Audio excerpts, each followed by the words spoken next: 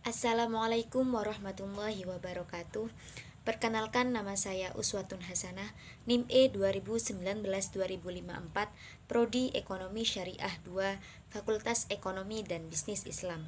Di sini saya akan mereview video unggahan dari Bapak Dr. Abdul Wadud Nafis LCMEI selaku dosen pengampu mata kuliah Ekonomi Makro Islam dengan judul video Inflasi dalam Perspektif Ekonomi Konvensional dan Islam.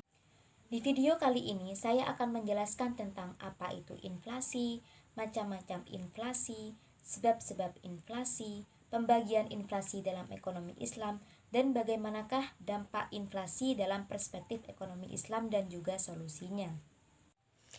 Inflasi. Inflasi adalah kecenderungan naiknya harga secara umum dan terus-menerus dalam waktu dan tempat tertentu. Contohnya nih, harga beras yang awalnya 10.000 menjadi 11.000. Harga gula yang harga awalnya 14.000 menjadi 15.000. Dan kenaikan dari harga barang tersebut itu secara umum, misalnya dari bulan pertama sampai bulan kelima, bulan kedua sampai bulan 10, begitupun seterusnya. Dan inflasi di sini ada macam-macamnya. Yang pertama berdasarkan sifatnya atau laju inflasi. Yang kedua berdasarkan penyebab dari inflasi. Dan yang ketiga berdasarkan dari asal inflasi. Berdasarkan sifatnya, inflasi itu ada 3. Yang pertama, inflasi merayap. Apa sih inflasi merayap itu? Inflasi merayap adalah inflasi yang dihitung per tahunnya antara 1 sampai 10%. Contohnya, beras yang harga awalnya 10.000 menjadi 10.500 dan kenaikan dari harga ini hanya sekitar 5%. Yang kedua, inflasi menengah. Inflasi menengah adalah di mana inflasi yang dihitung per tahunnya antara 10% sampai 30%. Contohnya harga minyak yang awalnya 15.000 menjadi 18.000.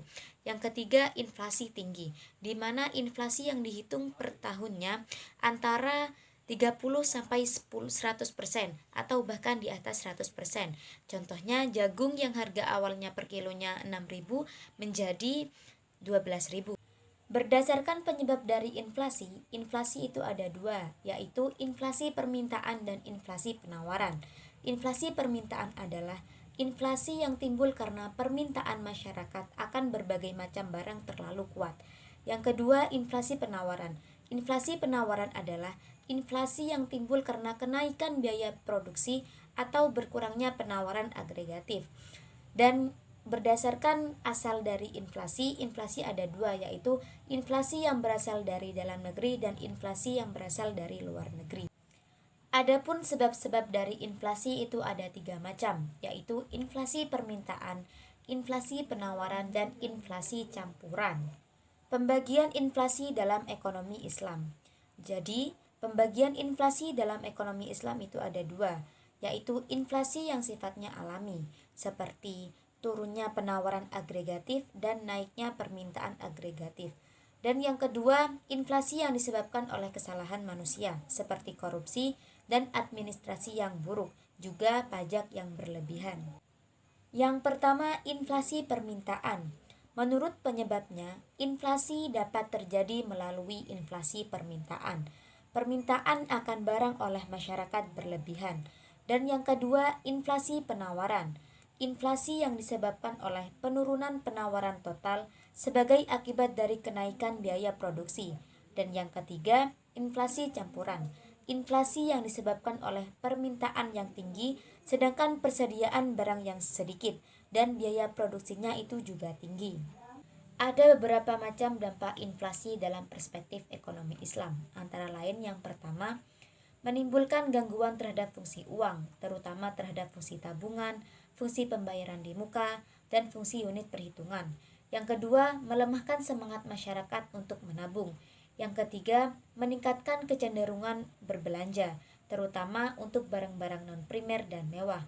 Yang keempat, mengarahkan investasi pada hal-hal yang tidak produktif, seperti penumpukan kekayaan berupa tanah, bangunan, logam mulia, dan mata uang asing, serta mengorbankan investasi produktif seperti pertanian, industri, perdagangan, dan transportasi. Adapun solusi inflasi dalam ekonomi Islam itu ada dua. Yang pertama, kebijakan fiskal.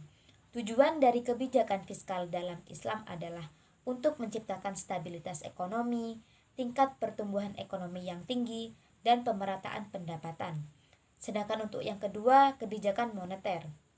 Bank Islam harus mengarahkan kebijakan moneternya untuk mendorong pertumbuhan dalam penawaran uang yang cukup untuk membiayai pertumbuhan potensial dalam output jangka menengah dan jangka panjang demi mencapai harga stabil dan tujuan-tujuan sosioekonomi Islam.